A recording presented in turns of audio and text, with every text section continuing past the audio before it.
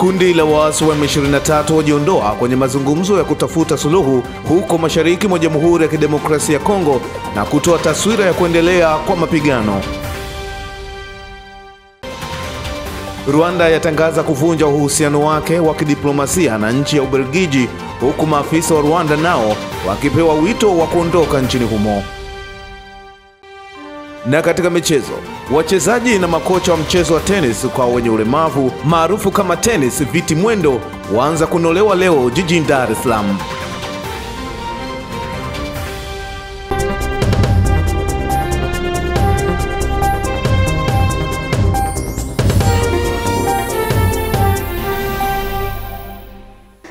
Naam, hujambo mtazamaji, nikukaribisha katika habari ya kutwa nzima leo. Mimi ni Lulu Ali, ambapo katika upande wa michezo na burudani utakuwa nayo Esther Mtebe ambaye atakuhabarisha katika upande wa michezo na burudani. Kubwa siku hii leo ambapo tunaangazia huko mashariki mwa Jamhuri ya Kidemokrasia ya Kongo, ambapo mazungumzo ya amani yaliyopaswa kufanyika leo nchini Angola kwa lengo la kutafuta suluhu kwa mzozo wa Jamhuri ya Kidemokrasia ya Kongo DRC yamepata pigo kubwa baada ya kundi la waasi la M23 kujiondoa kwenye mazungumzo hayo. Uamuzi huo unazua maswali mengi kuhusu hatima ya mazungumzo na mustakabali wa usalama mashariki mwa DRC na hatua zitakazochukuliwa na pande husika ili kudhibiti hali ya mambo na mzozo unaoendelea DRC. Taarifa ya Haji Bwegege inafafanua zaidi.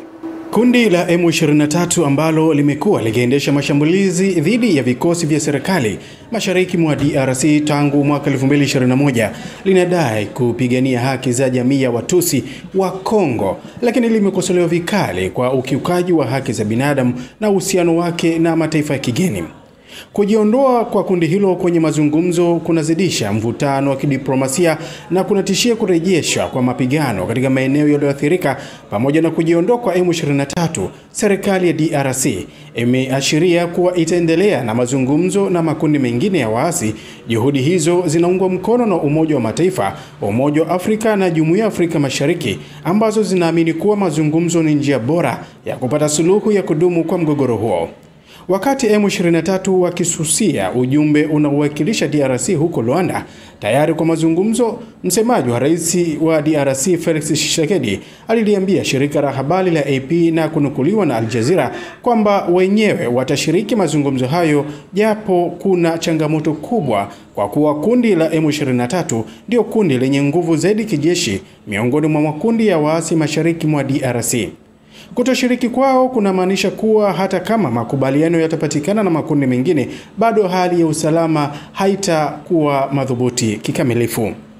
Angola, ambayo imekuwa msuluhishi muhimu katika mzozo huo, huenda ikaongeza shinikizo kwa M23 kurejea kwenye meza mazungumzo. Hiyo inamaanisha kufanyika kwa njia mbalimbali, ikiwemo mazungumzo ya moja kwa moja na viongozi wa M23, shinikizo kutoka kwa mataifa yenye ushawishi au hata kuhusisha vikwazo vya kimataifa dhidi ya kundi hilo. Juhudi hizi zinahitaji mshikamano wa kimataifa, ingawa Angola kwa kushirikiana na Umoja wa Afrika na Jumuiya ya Afrika Mashariki itashindwa kuwarejesha M23 kwenye meza mazungumzo, basi hatari ya kurejea kwa mapigano makali itakuwa kubwa. Aidha, kuna hofu kwamba hali hii inaweza kuathiri zaidi uhusiano kati ya DRC na Rwanda. Serikali ya DRC imeendelea kuituhumu Rwanda kwa kuisaidia kundi la M23, tuhuma ambazo Kigali imekanusha. Ikiwa mapigano yataendelea, kuna uwezekano wa mvutano wa kidiplomasia kati ya mataifa haya mawili kuongezeka, jambo ambalo linaweza kuvuruga juhudi za kikanda za amani. Mzozo huo umezua mojawapo ya majanga makubwa zaidi ya kibinadamu duniani. Zaidi ya watu milioni 7 wameyakimbia makazi yao, huku watu 7,000 wakiripotiwa kufariki dunia tangu mwanzoni mwa mwaka huu, huku mamilioni wakilazimika kuhama makazi yao. Kuendelea kwa mgogoro huo kuna maanisha mateso zaidi kwa raia wa kawaida ambao tayari wanakabiliwa na hali mbaya ya kibinadamu. Mimi ni Haji Bwegege na hii ni Channel 10 Plus. Naam, mtazamaji, huyu ni mwandishi wetu Haji Bwegega ambaye alikuwa akituhabarisha kuhusu mzozo huo kati ya M23 na DR Congo. Lakini kutokana na hili, mapema hii leo nilipata wasaa kuzungumza na mwanadiplomasia kutoka hapa jijini Dar es Salaam, Tanzania, si mwingine bali ni Majid Mjengo, ambaye kubwa hasa nilotaka kufahamu ni kuhusu na nini hatima ya mgogoro kati ya DRC pamoja na M23 mara baada ya M23 kujiondoa katika mazungumzo ambayo yalikuwa yanatarajiwa kufanyika hii leo nchini Angola. Asante sana Lulu. Tafsiri ya kilichotokea leo kilitarajiwa kwa sisi wachambuzi, kwa sababu ya kuangalia kile kenye kuhusiana na mahusiano ya Rwanda yenye kuunga mkono au kukisupport kikundi cha M23 na Ubelgiji ambayo iliwahi kuwa koloni, kwa maana Rwanda ilikuwa koloni la Ubelgiji. Kwa hiyo mahusiano ya kidiplomasia kati ya Rwanda na Ubelgiji yako katika handaki, yako katika hali mbaya sana. Kwa hiyo kudorora kwa mahusiano hayo uliofikia hata kuvunja mahusiano ya kibalozi kati ya nchi hizo mbili ni tukio kubwa lilopelekea pia maazimio ya nchi za Umoja wa Ulaya hivi karibuni ya kuondoa yale makubaliano ya Rwanda na Umoja wa Ulaya kwenye kuuziana madini yale madini muhimu yanayotokea Kongo Kinshasa kupitia Rwanda. Sasa uhusiano mbaya wa kibalozi kati ya Rwanda na Ubelgiji bila shaka yote umepelekea mazungumzo yavunjike kwa upande mmoja, kwa sababu M23 kwa jicho lingine inategemea Rwanda na maelekezo pengine ni ya Rwanda. Kwa hiyo inawezekana tafsiri yake ya kwanza ni kwamba Rwanda imewataka M23 wasishiriki mazungumzo yote ya kutafuta suluhu katika mashariki ya Kongo. Sasa kama Rwanda ndio watu ambao wamesababisha hili M23 wasionekane katika mkutano katika kuleta suluhu, unadhani mpango wa Rwanda unataka vita iendelee, isipatikane amani? Vita vitaendelea kwa sababu Ubelgiji na mataifa mengine inaitaka Rwanda iheshimu mipaka ya nchi huru ya DRC Congo, na wakati huo Rwanda inaona Wabelgiji na wengine nao pia wana maslahi na madini au yote zile yanapatikana katika Kongo. Kwa hiyo ni kama vile kila mmoja anataka apate fursa ya kupata kile kina rasilimali za Kongo, na Rwanda haiko tayari kuachia hiyo hali kwamba Kongo DRC iendelee kuongozwa na Tshisekedi na wao wasiwe na ushawishi mashariki ya Kongo, kwa maana wakisita kusaidia M23 sasa kutakuwa na M23, kwa sababu M23 kimsingi isingelikuwepo bila kuungwa mkono na taifa lenye nguvu la Rwanda. Sawa, na inaleta picha gani katika Jumuiya ya Afrika Mashariki EAC na SADC, ambapo awali SADC waliondoa kikosi chake kubisha mazungumzo yafanyike? Inaleta picha gani hasa? Hali inazidi kuwa tete kwa sababu wote hawa ni majirani, na DRC Congo ni mwanachama wa Afrika Mashariki jumuiya hiyo, na wakati huo Rwanda ni mwanachama wa Jumuiya ya Afrika Mashariki. Ni Rwanda tu sio kwa mwanachama wa SADC, wakati DRC Congo ni mwanachama wa SADC. Kwa hiyo hasa majirani wamekuwa katika wakati mgumu wafanyeje katika kuwasuluhisha wenzao kwenye kikundi wenye kukinzana, wenye kuwa na wasimu.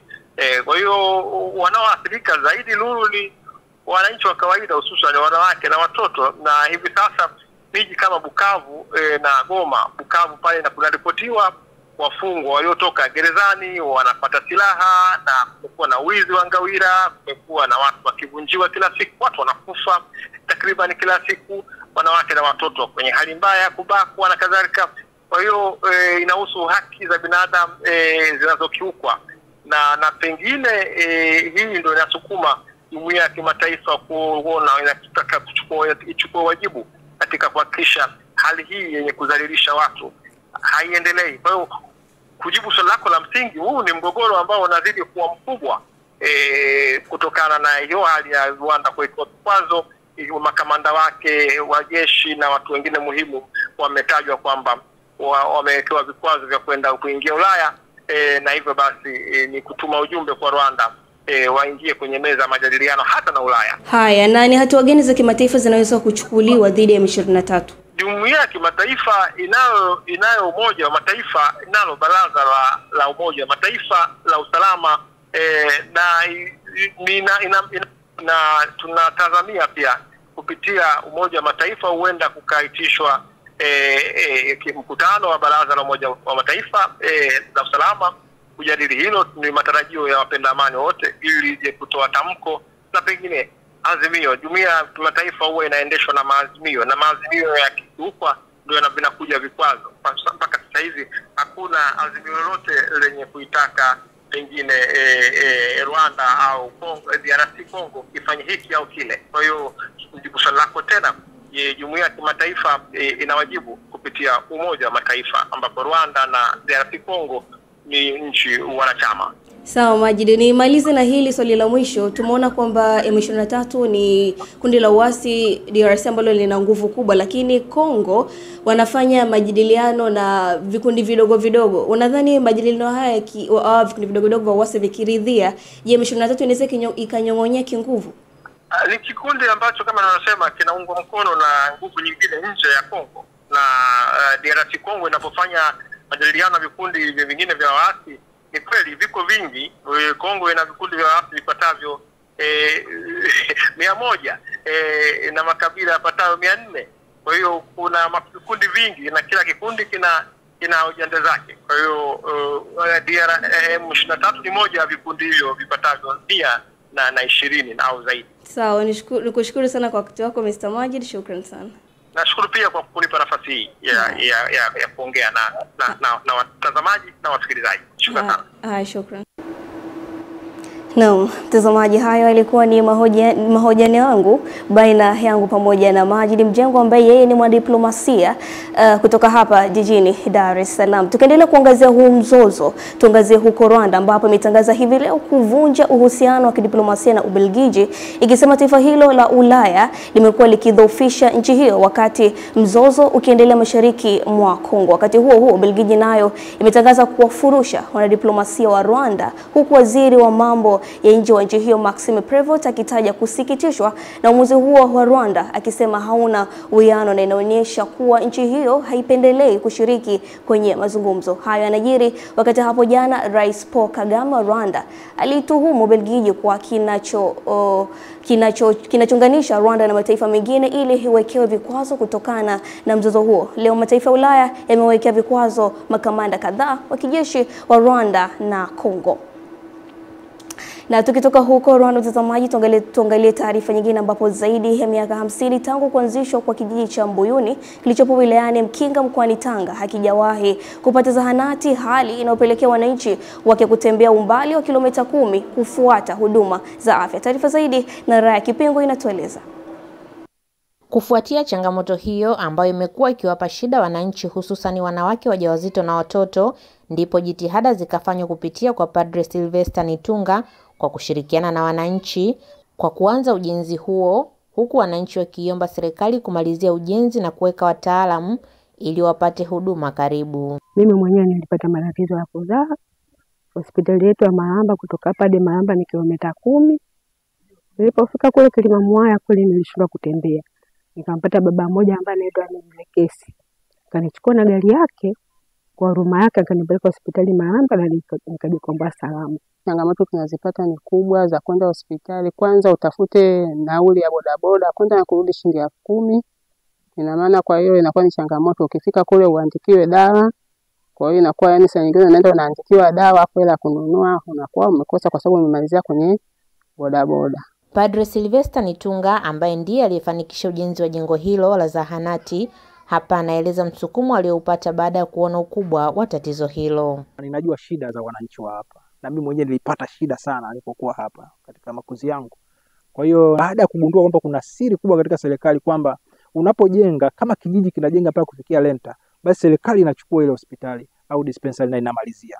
Kwa hiyo nikakaa na wanakijiji wangu na tukaanza Nitafurahi sana kama hilo litatimilika, kwamba wataweza kuwapa watu huduma hiyo na kuwapoza magonjwa yao katika kijiji hiki. Ujenzi wa zahanati ya kijiji cha Mbuyuni ulianza tarehe 8 mwezi wa 8 2023 kwa fedha za mfadhili Padri Sylvester Nitunga na nguvu za wananchi kwa gharama ya shilingi milioni 122,595,200. Ndipo mkuu wa wilaya Mkinga Gilbert Kalima akaahidi kuchangia mifuko 100 ya saruji na kusisitiza usimamizi imara ili wananchi wapate huduma za afya karibu na maeneo yao. Lengo limesemwa ni kupunguza umbali ambao wananchi wanakabiliana nao wa kwenda kupata huduma katika maeneo mengine ya mbali kutoka hapa.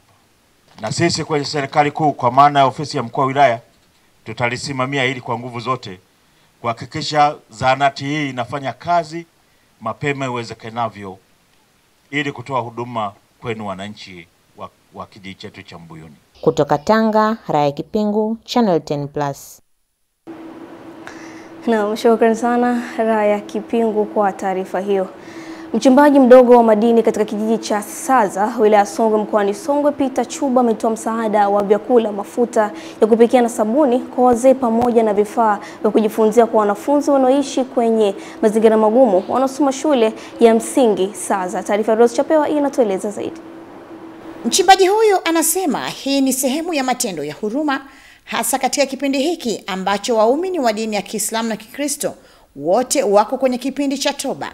Hivyo akaona ni vyema kutoa msaada kwa makundi hayo. Ni kipindi cha mwezi wa toba, mwezi wa kuweza kuwaona wajane.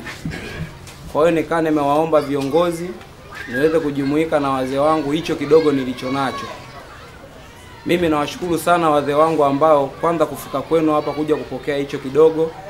Na kesho kutwa chochote kitakachopatikana tunaweza tukatanua wigo, hata tukaweza kuongeza idadi ya hao wazee. Kwa sababu nimetoa, sio kwamba mimi ninacho kuliko wengine, na wala isitafsiriwe hivyo. Msikitini nimenunua kidogo tu ambazo ni flaulo kwa ajili ya ndugu zetu kwa mfungo wa Ramadhani, kwamba jioni waweze kupata mandazi au chapati. Mzee Masudi Ali ambaye amepokea mifuko ya unga wa ngano kwa niaba ya waumini wa dini ya Kiislamu amemshukuru mchimbaji huyo, huku kiongozi wa mila akisema ni mfano wa kuigwa. Mwenyezi Mungu akubariki. Hayo uliyofanya Mwenyezi Mungu akupe shimo lako mara 20. Kila mmoja akaombe kadri ya kuomba anavyojua kuomba yeye. Kama ataomba kwa mizimu, kama ataomba usiji kwenye mti, lakini amuombee dua huyu mtoto. Kila adui yake asiwezi kufanikiwa. Awandu. Asante sana. Tunakushukuru sana, na upande wa kimila tunakupa baraka zote na nyota yako ing'ae. Asante sana. Aidha, mchimbaji huyu akazungumzia sababu ya kutoa msaada kwa wanafunzi. Kwa nini watoto mnawaambia walete mchango wa shilingi 300 au 500? Wakasema shuleni hatuna printer. Shule hii mimi ndio niliyenunua printer. Sasa hizi nikasema naomba niweze kujua idadi ya wanafunzi wasiojiweza. Naomba kuwashukuru kwa vifaa vinavyotuletea, na imani vitatusaidia. Shukrani zangu za dhati zije kwako kwa kuwasaidia watoto wasiojiweza. Kutoka Saza, wilaya ya Songwe mkoani Songwe, mimi ni Rose Chapewa. Naam, huyo ni mwandishi wetu Rose Chapewa kutoka huko Songwe. Tuangazie huko Dodoma. Uongozi wa wilaya umeandaa mkakati wa kuwatambua na kuwabadilisha wafanyabiashara wa kuni na mkaa ili kuwa mawakala wa nishati safi ya kupikia, kiwamo mitungi ya gesi, kwa kuzisambaza maeneo ya pembezoni na kutimiza lengo la serikali kwa ifikapo mwaka 2034 zaidi ya 80% ya Watanzania waachane na matumizi ya nishati chafu ya kupikia. Taarifa zaidi na Amani Mbando inatueleza zaidi. Kampeni hiyo ya serikali ya kuwafikia wananchi kwa kiwango cha zaidi ya 80% kabla ya mwaka 2034 ya matumizi ya nishati safi na mbadala kwa ajili ya kupikia inaendelea kuungwa mkono na makampuni mbalimbali ya nishati ya gesi na mafuta nchini. Akizungumza wakati wa uzinduzi wa nishati safi ya kupikia ya Puma Gesi jijini Dodoma, mkuu wa wilaya ya Dodoma Jabir Shekimweli amesema wilaya inakamilisha mkakati wa kuwabaini wafanyabiashara hao wa kuni na mkaa na kuwabadili kuwa mawakala wa nishati safi. Matamanio yetu ni kuona kuwabaini waliokuwa wanakata miti na kuchoma mkaa. Tunataka hawa tuwafanye maagent wa kupata mitungi kama hii na kuipeleka vijijini kwa wananchi wetu. Yaani zamani alikuwa anatoa mkaa kijijini, si ndivyo? Anauleta mjini. Si tumbadilishe atoe mtungi wa gesi mjini aupeleke wapi? Kijijini. Mbunge wa jimbo la Dodoma mjini ambaye ni waziri wa madini Anthony Mavunde, baada ya kuzindua na kugawa mitungi hiyo ya Puma Gas, akatoa wito kwa kampuni hiyo na nyinginezo kuwafikia zaidi wananchi wa maeneo ya pembezoni, jambo linaloungwa mkono na mkurugenzi mtendaji wa Puma Energy Tanzania Bi Fatuma Abdalla. Tengenezeni utaratibu wa kuifikisha huduma hii walipo wananchi wetu, hasa wale wa pembezoni na maeneo ya mijini. Na hii mtaifanya kwa urahisi mkiweza kuandaa mawakala nje ya maeneo ya miji, na pia itakuwa ni sehemu ya ajira kwa kina mama, vijana na kina baba wa Dodoma. Kama Puma tunahakikisha kwamba hata wale wa pembezoni wanapomaliza gesi zao wana uwezo wa kupata sehemu ya kwenda kujaza tena na kuendelea kutumia nishati safi. Yaani unapoanza kutumia Puma Gas hatutaki urudi tena kwenye kuni. Unapoanza kutumia Puma Gas hatutaki urudi tena kwenye mkaa. Kwa sababu kwanza tuna imani bei zetu ni nzuri. Miongoni mwa wanufaika wa mitungi hiyo ya Puma Gas ni mama na babalishe jijini hapa, wakisisitiza kuwa ni muhimu pia wananchi wa maeneo ya pembezoni wakatupiwa jicho. Wanaomba serikali kama inaweza waende na vijijini wakatoa elimu kwa ajili ya kuhudumia wananchi wa vijijini. Kwa mjini hatuna shida kabisa. Watu wengi wanapenda kutazia, lakini wakitengeneza ukao na 2000, 3000, 5000 watu tunamudu. Naomba tu serikali ichukue hilo warejeshe mpango. Amani Mbando, Channel 10 Plus habari, Dodoma. Na mtazamaji, taarifa yake hiyo Amani Mbando kutoka huko Dodoma ndio inatupasa kwenda kuungana na Esther Mtebe katika upande wa michezo na burudani. Mimi ni Lulu Ali na hii ni Channel 10 Plus, baki nasi.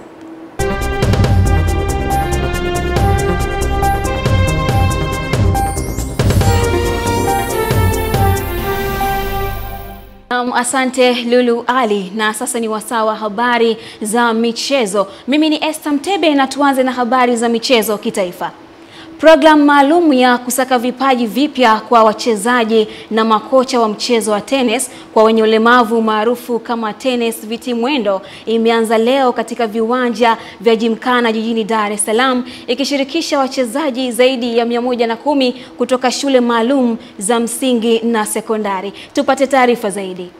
Akizungumza na waandishi wa habari za michezo mapema hii leo wakati wa programu hiyo, kocha mkuu wa timu ya taifa ya tenesi kwa watu wenye ulemavu Salumu Riziki ameeleza namna programu hiyo inavyoendelea na umuhimu wake kwa taifa. Ya kuwalenga target sasa zile shule za msingi ambazo zenye watoto maalum ambao lengo kuendeleza michezo Tanzania, kwamba unajua kama timu yetu ya Ulisha Tennis ilienda Morocco ikafanya vizuri katika Afrika ni namba 2, kwamba tukaona ni bora zaidi kuja kutengeneza sasa watoto hawa ambao waje sasa kuwasaidia. Target yetu kwa sababu tuna target kwenda Paralympic 2028, hilo ndio target yetu kubwa sana kuwekeza kwa watoto ambao Ulisha Tennis. Tanzania have been in the game for a long time. And, you know, for the first time I can say we're proud to see the women's team winning a medal. Kwa upande wa wachezaji na makocha walioshiriki programu hiyo, wameeleza umuhimu wake huku wakionyesha kufurahia mchezo huo ambao utakuwa na fursa kwao. Nimejifunza na ninaelewa tennis na mipira na usafiri kutoka shule au manyumbani kuja hapa na vidude vya kuchezea. Nilikuwa naomba angalau hapo tusaidiwe vifaa ili tuweze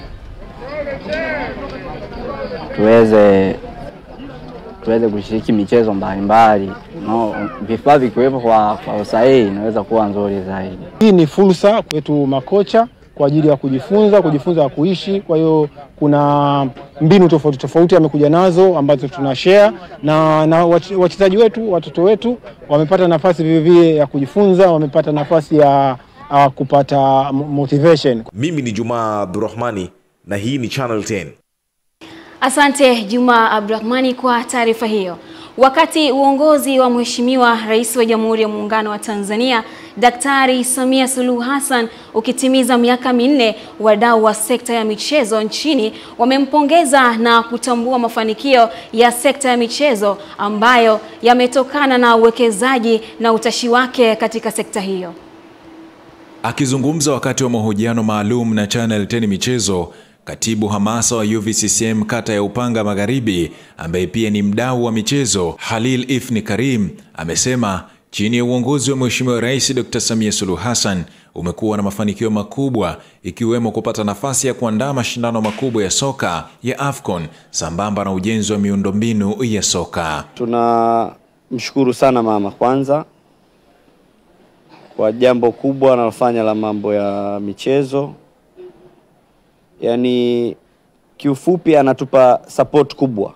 Kwa hiyo na sisi tunapata moyo. Kama unavyoona kwenye ndani ya hii miaka 4 kuna jambo kubwa sana litakuja la kihistoria, halijawahi kutokea kwenye taifa letu. Sisi tumekuwa one of the contenders wa kuhost AFCON. Hili ni jambo kubwa sana kwa sababu litafungua fursa nyingi, litafungua litafungua fursa za kila aina kwa vijana, hasa kwa sababu kama unavyojua kwenye swala la michezo vijana ndo tunakuwa mstari wa mbele. Kwa hiyo kuna viwanja kama unavyoona, tunaona viwanja vya kisasa kabisa vinakuja. Arusha na jengo kiwanja kikubwa kijai kutokea katika nchi yetu na naweza kusema Eastern Central Africa. Katika hatua nyingine, Halil ameweka wazi mipango yake ya kutumia michezo kuhamasisha vijana na wakazi wa kata ya Upanga Magharibi kushiriki kikamilifu katika kujiandikisha kwenye daftari la kudumu la wapiga kura kuelekea uchaguzi mkuu mwaka huu. Ilichezwa mechi na zikatolewa zawadi, tunashukuru ilikwenda salama. Bajaji walishinda, waliwafunga bodaboda 3-1. Kwa hiyo ile yote ni hamasa. Kwa tulivyotoka pale nia na madhumuni ni kuhamasishana, na nashukuru limekwenda vizuri na mwamko umekuwa mkubwa. Kutoka jijini Dar es Salaam, Juma Mohamedi wa Channel 10 Michezo. Mashindano ya mpira wa miguu ya Issa Mtemvu Kibamba Super Cup 2025 yamemalizika na timu ya Kibamba United kujinyakulia kombe pamoja na fedha shilingi milioni 1. Margaret Malisa anatuarifu zaidi. Mashindano hayo yaliyohusisha timu 16 za kata mbalimbali katika jimbo la Kibamba jijini Dar es Salaam yalianzishwa mnamo tarehe 8 mwezi Februari na mbunge wa jimbo la Kibamba Mheshimiwa Issa Mtemvu, ambapo fainali imechezwa kati ya timu ya Kibamba United pamoja na Msigani FC. Hadi dakika ya 90 ya mashindano timu zote zilitoka sare ya goli 1-1 na kuamliwa kwa mikwaju ya penalty, ambapo Kibamba United imeibuka na ushindi.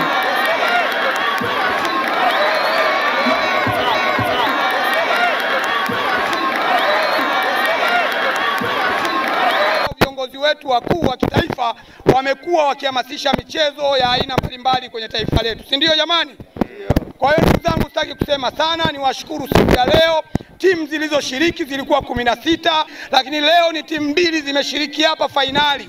Timu ya Msigani FC kutoka kata ya Msigani, lakini na timu ya Kibamba United kutoka kata ya Kibamba, mtaa wa Kibamba. Ninawapongeza sana. Ninatambua kwa macho yangu mwenyewe, nimeona mchezo mzuri ambao niliuomba wakati ninafungua mashindano ya leo.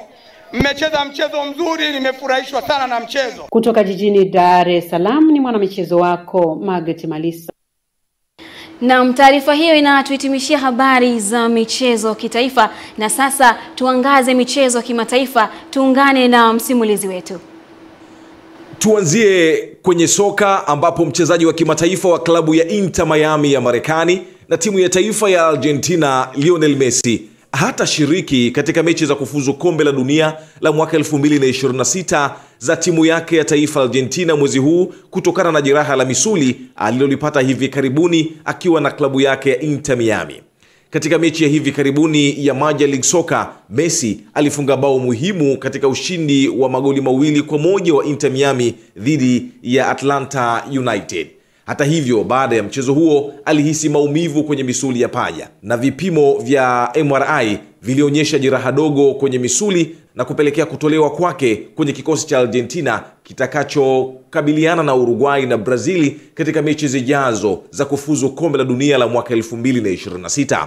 Kulingana na taarifa hiyo, Messi amefunguka na kusema amepatwa na huzuni kubwa kutokuwepo kwenye mechi muhimu za kuisaidia timu yake kupambana kufuzu kushiriki kombe la dunia la mwaka 2026. Messi amesema ataunga mkono kikosi hicho na kushangilia akiwa nje ya uwanja kama shabiki mwingine yeyote. Na katika NBA huko New York nchini Marekani, muigizaji na mchekeshaji Tracy Morgan alitolewa nje kwa kiti cha magurudumu kufuatia kuugua ghafla na kutapika wakati akishuhudia mchezo wa NBA kati ya Miami Heat na the Knicks uliochelewa baada ya mchekeshaji Morgan kutapika uwanjani usiku wa kuamkia leo. Morgan ambaye amekuwa na matatizo ya kiafya katika miaka ya hivi karibuni, mnamo mwaka 2010 alifanyiwa upandikizaji wa figo huku akihusika katika ajali mbaya ya basi la limo miaka 4 baadaye ambayo ilipelekea kukaa wiki 2 katika hali ya kukosa fahamu.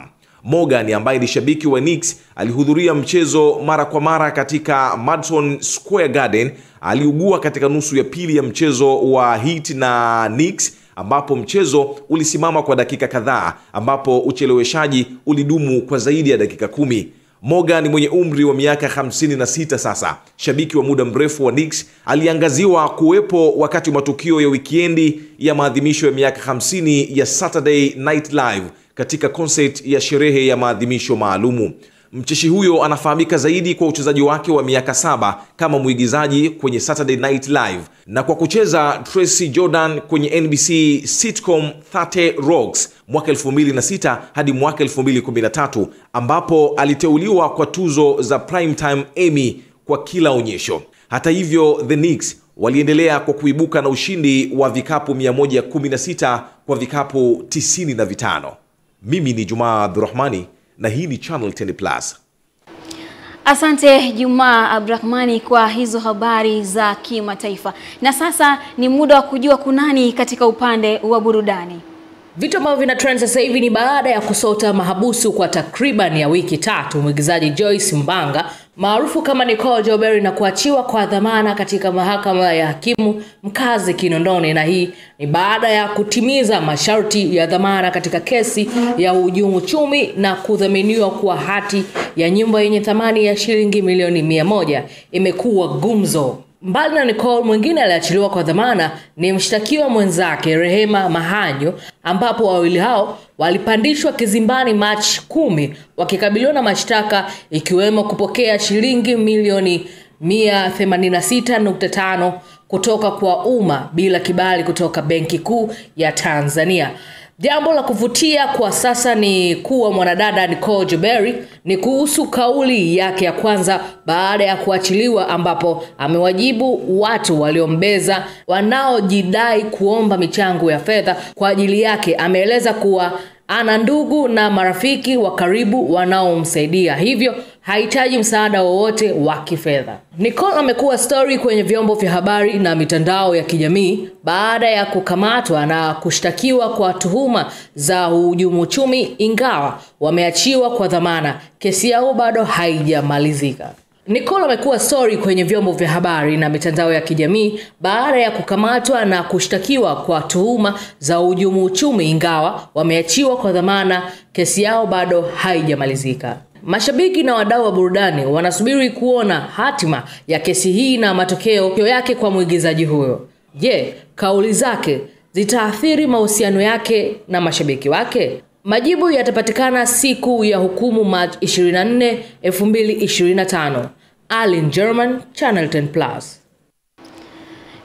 Naam, na hivyo ndivyo tunahitimisha habari za michezo na burudani. Na kutoka mitandaoni leo inatoka huko Bunda. Unasikia tu kwamba siku za mwizi ni 40 basi zimefika kutoka na kukithiri kwa matukio ya wizi za taa barabarani wilaya ya Bunda. Mwananchi katika kijiji cha Nyamuswa wilaya ya Bunda amenaswa na wizi wa taa barabarani usiku wa kuamkia leo na kutembezwa barabarani usiku kucha kuonyesha kuashiria kuchoshwa na vitendo hivyo. Na mengi yamezungumzwa, wengine wakisema kwamba kumtembeza mwizi huyo na taa zake huenda ikawa ni kama marathon, kwa sababu wanakijiji pia waliweza kutembea naye, huku wengine wakisema mwizi huyo kutembezwa huku akiwa amebeba mzigo kichwani kwake ni sehemu pia ya kuonyesha kwamba hicho alichokifanya ni funzo kwa wengine. Hivyo ndivyo wanahitimisha kwa yote katika dawati la michezo na burudani kwa siku hii ya leo. Kwa maoni yako kuhusu habari zetu kwenye ukurasa wetu wa YouTube ambao ni unajulikana kama Plus Digital, endelea kufuatilia Digital Plus, usisahau kusubscribe na kulike, kucomment. Mimi ni Esther Mtebe, nikurudishe kwake Lulu Ali kwa ajili ya kuhitimisha habari kwa usiku huu wa leo.